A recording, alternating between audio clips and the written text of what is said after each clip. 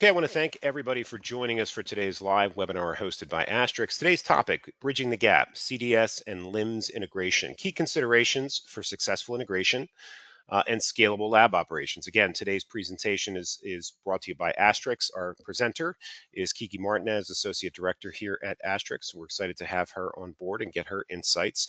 Before we get into today's session, I want to go through a brief slide about who Astrix is and what we do. And you can go to the next slide. If you're joining us for the first time, we're thrilled to have you. If you are returning and you've been to some of our other webinars, we're thrilled to have you back. So just a little bit about who Astrix is, why we're making this presentation. At its core, Astrix is a consulting firm. We specialize in technology and strategy consulting exclusively within the life science space, with a heavy emphasis on R&D in biotech and pharmaceutical. We've been doing this for over 30 years now. We bring a very unique blend of highly specialized strategic and technical services, along with processes and a technology agnostic approach, meaning we don't favor any one vendor or one group of vendors. We favor all vendors, and we select those vendors for our customers or work with those vendors with our customers depending on their unique needs. This has made Astrix a leading partner in transforming the success of life science and science-based organizations, especially in things like digital transformation. One of the things we're most proud of is that 90% of the staff here at Astrix hold advanced scientific degrees. So we are very much a science-based company helping other science-based companies. And again, we've been at it now since 1995. So that's just a little bit about Astrix. I'd like to take a moment now and introduce our speaker and put it into her capable hands for today. And you go to the next slide, Kiki. So Kiki Martinez is going to be the speaker and the presenter today. She brings over 15 years of industry experience with a heavy focus on analytical test method development, instrumentation, and software across life sciences, as well as diagnostics and the applied chemical markets. So with that, Kiki, I'll let you pick it up from here. You can certainly finish your introduction and jump right into it. I'll come back on at the end and help with Q&A. Right, wonderful. Thank you, Kevin. Hello, everybody, and welcome to today's webinar. Thank you for joining.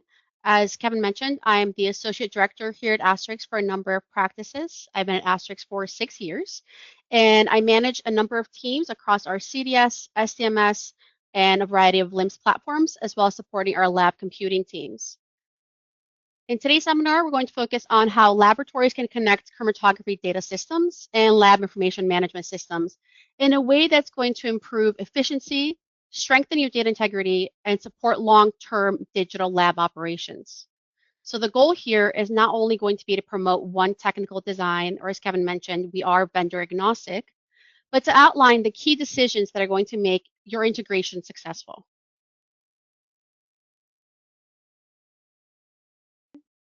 So looking at our agenda, we're going to move through these 5 key areas today.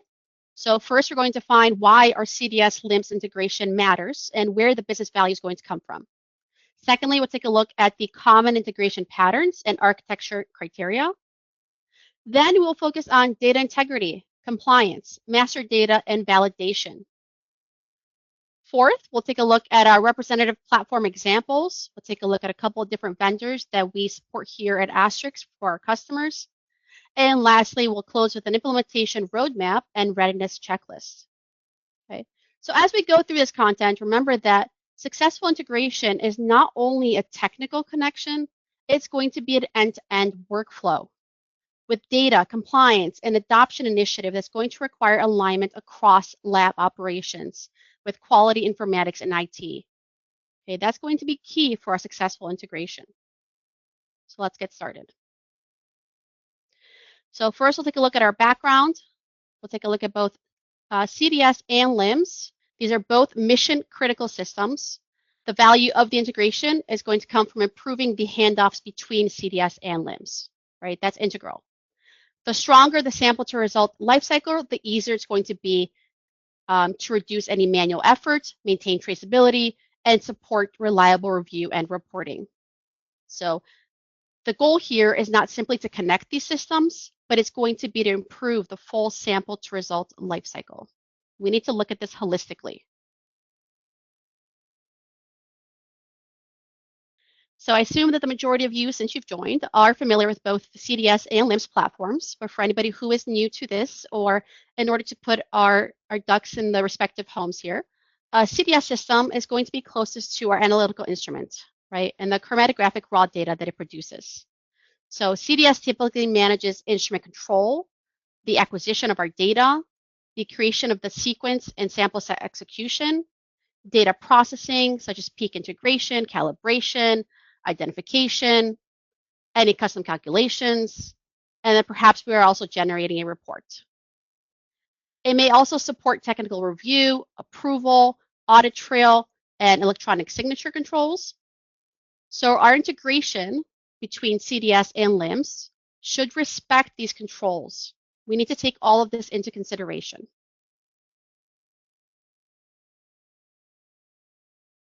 The next component is our LIMS system. Okay. Our LIMS is going to manage the broader sample and business context.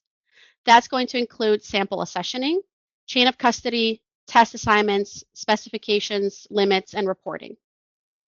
In many organizations, LIMS is also going to be your connection point to your ERP, MES, QMS, stability inventory, or any other client reporting process. So for that reason, LIMS is often where your analytical results will become part of the broader product or batch record. So our LIMS system is what's going to tie everything together with a larger picture.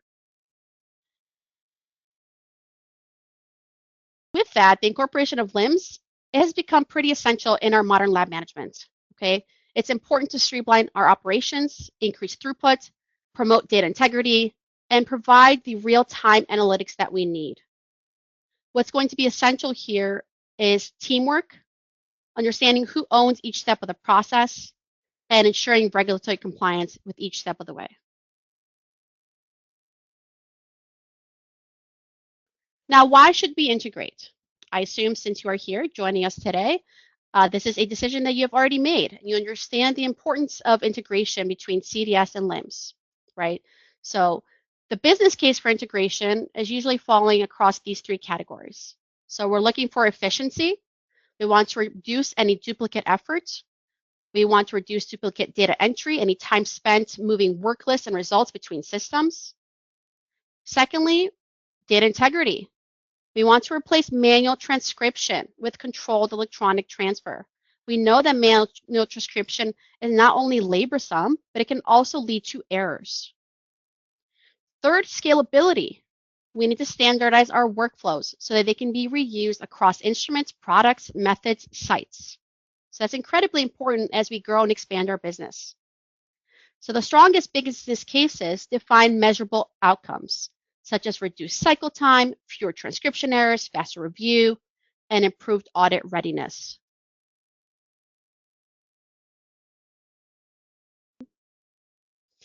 So let's take a look at the end-to-end workflow of a integrated LIMS CDS system. So this workflow shows our typical path from sample creation through reporting.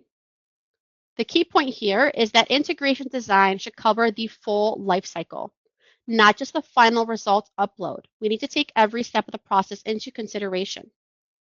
So for each step, the team should decide which system is the system of record, which data is being transferred, what kind of data is being transferred, and what format. At what point do we need to review whether it's data or report or the step? And what happens if there's an exception? Many times we'll design a system based on a perfect scenario, but we always need to consider what happens if something fails? What happens if there's an exception? We need to consider all of the what if scenarios. So here we can see from sample creation to task assignment to work list creation, this part of the process will be governed by your LIMS system. Then it is imperative that there is a proper handoff from our LIMS system to our CDS system to hand off that work list, a set of samples that we need to run. So how is that going to happen? What format will that be in? How are those two systems going to be connected? What are our regulatory requirements for this handoff? Once that component is handed off to our CDS system, this is where we can now acquire our data, process our data, and then either we're returning raw data or a processed report back to our LIMS system. So at each point of these handoffs, there are decisions to be made. As you can imagine, due to the complexity of the end-to-end system, due to the number of steps, due to the number of individuals involved in this process, there are some common pain points that we have identified that we can be cautious of and plan ahead for. So most integration issues are not caused by the connection technology itself. They actually come from unclear definitions and uncontrolled complexity. So some of the common challenges are going to include different identifiers across systems, different result models, unclear boundaries between preliminary, reviewed, and approved data.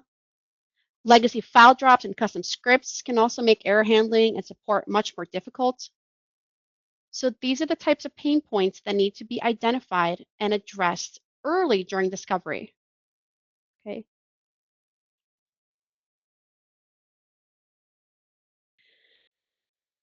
So let's take a look at some common integration patterns. There is no universal best architecture for every laboratory, right? So there is no one-size-fits-all solution. Every laboratory has different needs. So that is what we support here at Astrix. We work with our clients, we work with the labs to ensure that they have a solution that fits their needs exactly. So this right pattern is going to depend on the system landscape, number of sites, regulatory environment, available platform capabilities, and the support model that your organization can actually sustain. And that is the most important. We can build you the most beautiful, complex end-to-end workflow, but adoption is key.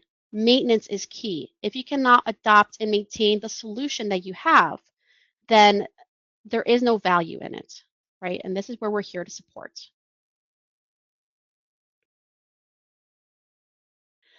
So looking at our 4 common patterns, so there are more, but here are the 4 that we'll focus on today. We have point-to-point integration, middleware or iPaaS, vendor connectors, and API-first design. So point-to-point can be pretty quick for a narrow use case, but it can often become harder to maintain as your systems and your sites grow. Okay, so that's going to be your simplest.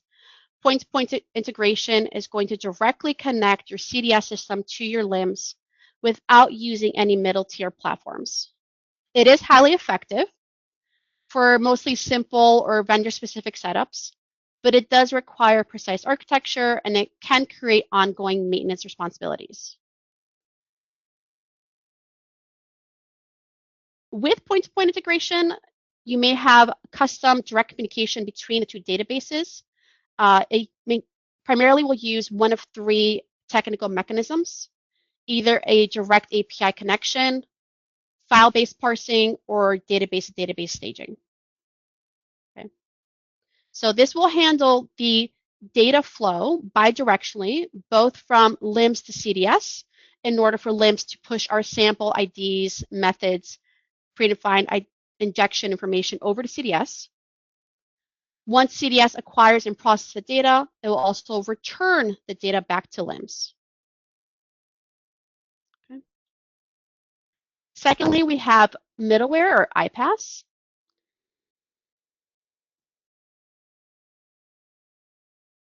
So you would choose iPaaS if you need cloud-first, scalable, or multi-system integration. Alternatively, you choose middleware if you require really quick on-premise or instrument-specific data parsing. If you're integrating a CRM system like Salesforce or HubSpot with a LIMS, like Labware or LabVantage, then that will require data transformation, workflow automation, and secure transport. Okay. When would you choose middleware? So middleware is going to be the best for complex, low latency, or highly regulated environments. So the solution that you pick is going to be specific to your needs, as you can see here. Additionally, we also have the option for vendor connectors if they're available. These can certainly reduce custom work, but they need to be supported with the correct versions and they need to be developed by the vendor. Alternatively, we also have custom created solutions that may mimic a vendor connector. And lastly, we have API first designs. So these can be flexible, but they do require strong governance and clear ownership. And you'll notice that is the theme throughout this presentation will be clear ownership of each of these steps, right? If you recall, the most important facets here is going to be adoption and maintenance and ownership of this solution.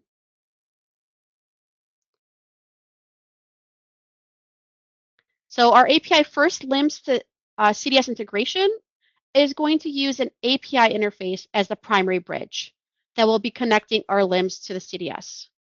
So this modern architecture will eliminate that brittle file-based transfer like the point-to-point integration does, right? And it is going to be much more automated, real-time, bidirectional.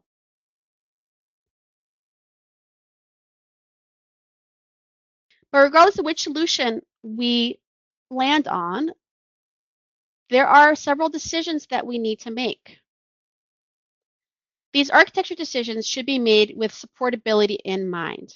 So we need to start by asking, how many systems do we have? How many instruments? How many sites? How many labs are in scope of this implementation? So it's key to understand what is our starting point? What system are we defining the solution for? We need to determine whether our integration will be one way. So are we only sending data from LIMS to CDS? Or are we only sending data from CDS to LIMS? Or do we need it to be bidirectional? Meaning, do we need that full end-to-end workflow? We need to confirm which supported APIs, SDKs, connectors, or schedulers are available. So what's available either from our vendors or what custom solutions can we employ consulting services such as Astrix develop for us. And then we need to find how are we going to monitor failures? How are we going to monitor exceptions? And lastly, and very importantly, who is going to own this integration after go live? Who is going to own each step of this process? Who is the go-to person? I would say, when you put in a contact name for a specific instrument, who am I going to call when this instrument is on fire?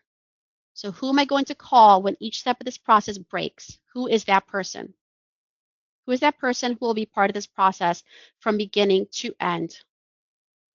So I always love the analogy that it's key to have a strong foundation. Just like we have a strong foundation when building a house, we need to make these decisions when we're building the foundation. We need to know, what are the materials going to be? How large is this house going to be? How many rooms will it have? Where am I building this house? Is it in Florida? Is it in Michigan? Is it in Antarctica?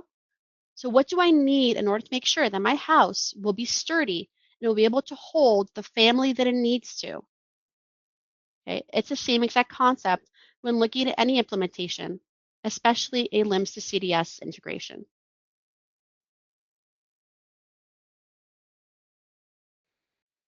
So it's going to be important to define our data model. Using a canonical data model is a very practical way in order to reduce dependency on platform-specific field names.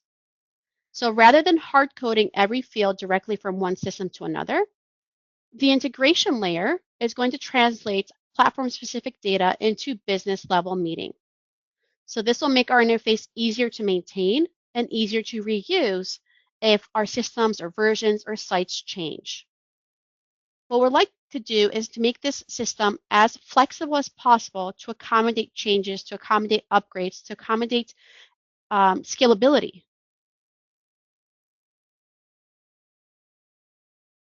So before our build begins, our team should define our core data objects. That's going to include our identifiers, methods, results, review states, and attachments. We're going to pay very special attention to components that are very easily ignored sometimes, such as our units, how we will be rounding, our qualifiers, flags if something passes or fails, and any version methods or limits. If these definitions are ambiguous, that ambiguity is going to show up later as validation issues, support issues, rework, inconsistent results. It is incredibly important that we define these objects at the beginning, our workflow is harmonized, everybody's in agreement before you start building your house, okay?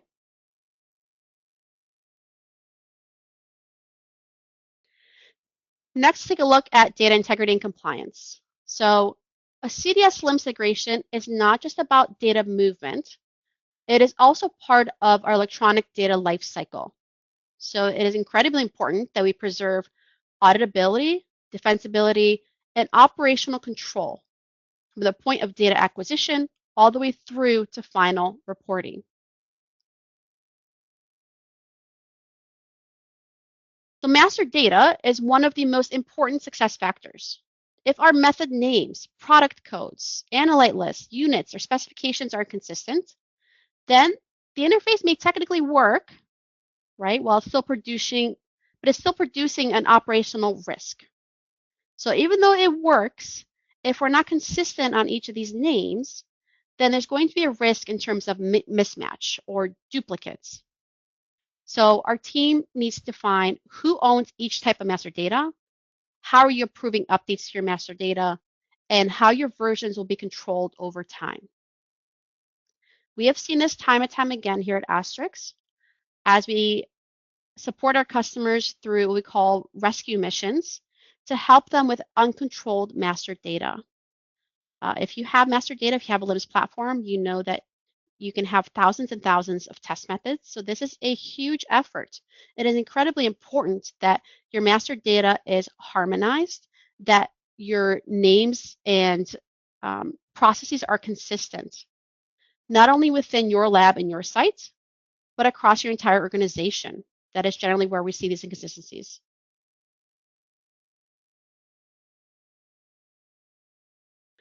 Now, data integrity should be designed into the integration from the very beginning. So the transfer should preserve the ability to trace a LIMS result back to our CDS source, back to the initial data, to the method, to the review history, any approval status. Any editable intermediate files and uncontrolled exports need to be avoided in this process. Our audit trail and metadata has to be sufficient to reconstruct what happened during an audit. Okay, so we always need to be able to recreate the original data in its original form, or at least have the information of how it was generated.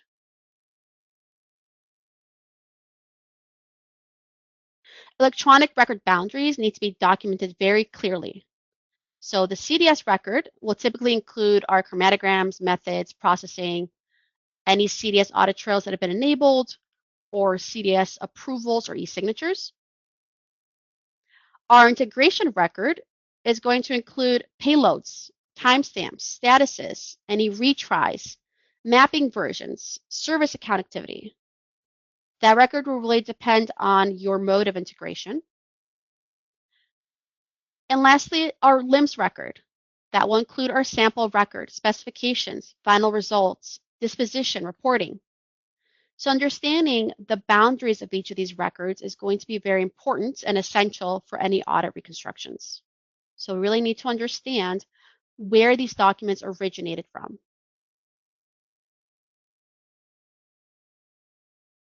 And lastly, we need to take a look at our validation strategy. So a risk-based validation approach should be tied to our business process, not only the technical connection. So we need to tie our validation approach to how we use the system. Testing should include normal workflows and exception paths, such as failed transfers, duplicate messages, any rejected runs or reprocessed data, and of course, any revised results. Mappings, calculations, units, rounding, qualifiers, and limits all need to be verified. And reconciliation and monitoring also needs to be included because those controls are part of our process. So now that we've taken a look at each steps of the process, let's take a look at some representative platform examples. Okay, so these examples are meant to illustrate some common patterns. Again, there is no one-size-fits-all or universal design. The actual scope of your implementation is going to depend on your specific vendor and product and your version, the size of your site, the number of instruments that you have.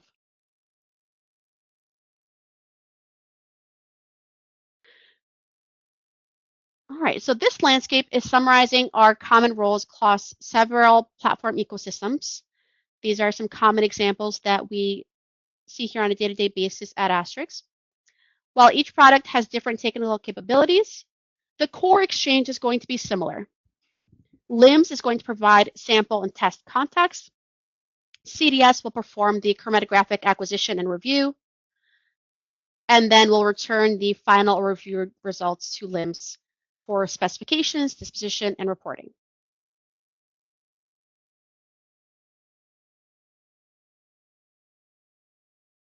Let's go through each of these examples in more detail. So for example, in an Agilent Open Lab CDS to LIMS integration, the LIMS is going to send analytical requests and sample identifiers to the CDS workflow. If you have Sample Scheduler, you can use it to help you manage workload assignment into Open Lab CDS. Open Lab will then handle acquisition, processing, review, and approval.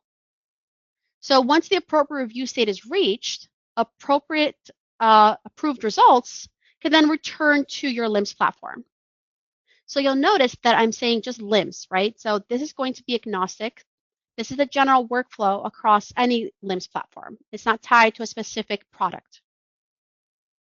The design decisions will always include identifiers, method selection logic, review state, result payload, and exception handling.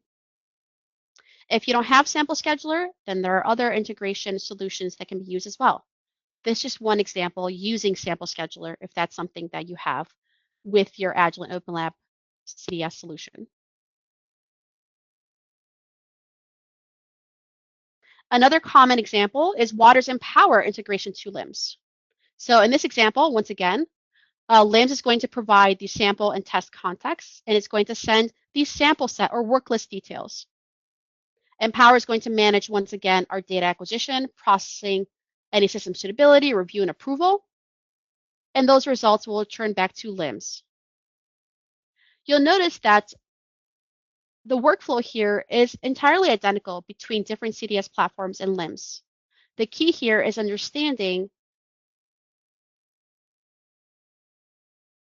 the name of different components, right? So in Agilent Open Lab CDS, it may be a sequence. In Waters and Power, it may be a sample set or a work list. So this is where you need to come up with a common set of terms that you'll be using to ensure that your solution is vendor agnostic, that it's flexible, and it can withstand the test of time. Next, looking at thermal chameleon integrated to Sample Manager. So here, our exchange can be bidirectional. LIMS can assign samples, instruments, and sequences. And Chameleon can manage, again, our analytical acquisition, processing, review. The key decision will be when the results transfer back to LIMS. Is it going to be after acquisition, after review, after formal approval or e-signature? So that decision really needs to align with the lab's SOPs and compliance expectations. So again, that's part of the key decision that needs to happen at the beginning before the implementation solution is designed.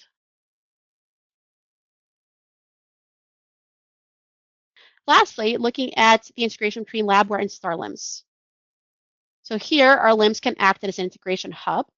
This can be useful when there are multiple CDS platforms, multiple methods, instruments, or sites, and they need a common orchestration point. Standards-based approaches, reusable mappings, centralized monitoring, and clear support ownership are going to become especially important in this hub and spoke model.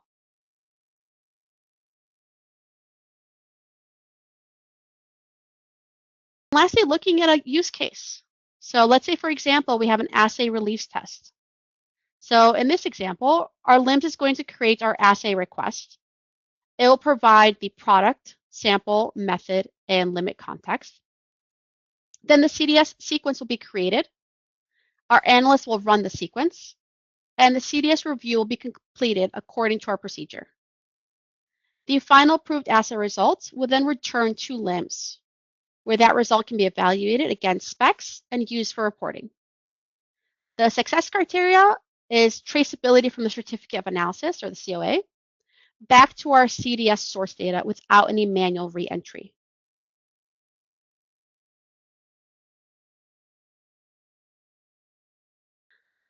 All right, our final section is going to focus on implementation. So successful integration is usually not a big bang technical build, right? It's not just going to happen all at once. It's going to be a deliberate process, beginning with assessment, design. We might go back to assessment if we need to reevaluate the design. Then build, validation, deployment, and very, very importantly, continued support. During support, it is instrumental to receive feedback from the lab users, quality, IT, and system owners.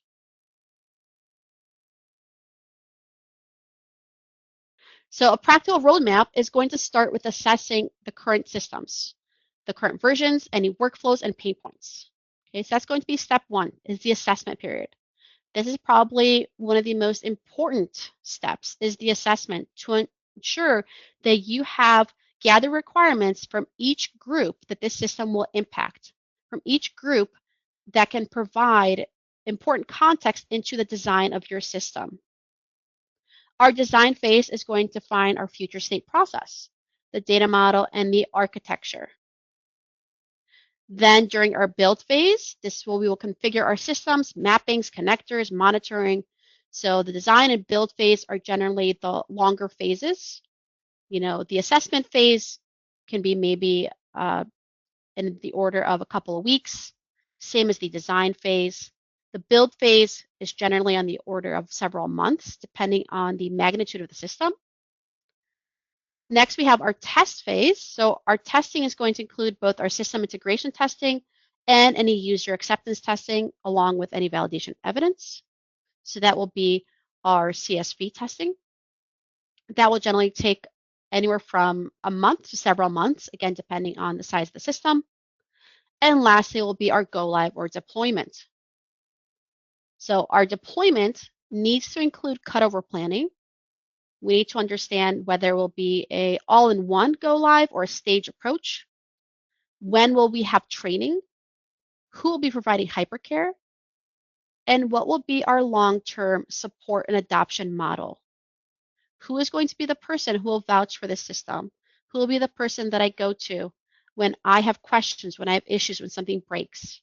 Okay, so who will be the person who will defend this system and the value of this system long term?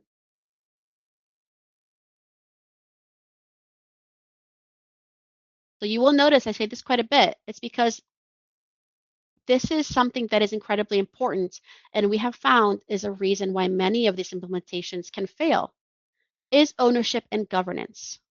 Governance needs to be explicit. Okay? The business owner approves the future state workflow and acceptance criteria, but the system owners are the ones who manage the CDS and LIMS configuration standards. So you need to understand who owns what, right? The qualitation and validation, the quality and the validation are going to own the risk assessment, validation strategy. IT or the integration team will own the middleware, credentials, monitoring, support. Your operations team or any super users you have will own the training, SOPs, and adoption of this solution. But not everybody has an explicit IT group. Not everybody has a quality group, right? So the ownership may not be clear. So this is where it's important to identify the system owners and understand what this will look like. Map it out for the lifetime of your product. So how do we determine if we're ready for this solution? Here's a short checklist you can use as kind of a pre-project readiness assessment or even as a mid-project health check. Confirm that your system of record boundaries and your data ownership are defined. Make sure that your future state workflow and any exception paths are approved by leadership, right? So if any of these areas are unclear, it is very, very important to address them before moving too far into your build or deployment. Now you may say, well, what if I have already gone too far, right? What if I have not already assessed each of these points before designing or building my solution? What if we've already gone live and now there is a significant amount of rework due to lack of harmonization? So this is where we can come in and help, right? Astrix does provide comprehensive consulting services across the entire lab informatics lifecycle, all the way from strategy through to implementation, validation, ongoing support. Really anything our customers need, we're here to support them. We're here to partner with them. We're here to make them successful. We support organizations with MSP contracts, so we can act as their trusted extension of their team to ensure that they have business continuity, ensure they have healthy system performance, ongoing optimization. We deliver LIMS and CDS implementations. We also have a practice specialized in CSV and validation to ensure that our systems meet regulatory requirements. We can also assist with your CDS LIMS integration, really any part of it, whether it's the assessment, the design, the build, the hypercare, anything we can do to help support your teams to ensure that you have seamless data flow, that you're eliminating that manual effort, that you're ensuring data integrity across your systems. We provide operator or user administrator training across many different platforms. We are happy to develop SOPs for any of your needs. And we also have many expert individuals that can create custom calculations and reports for you. So we know that this is not something that you either have the expertise or the time to devote to. So we can tailor custom solutions, anything that you really need. We're here to support you.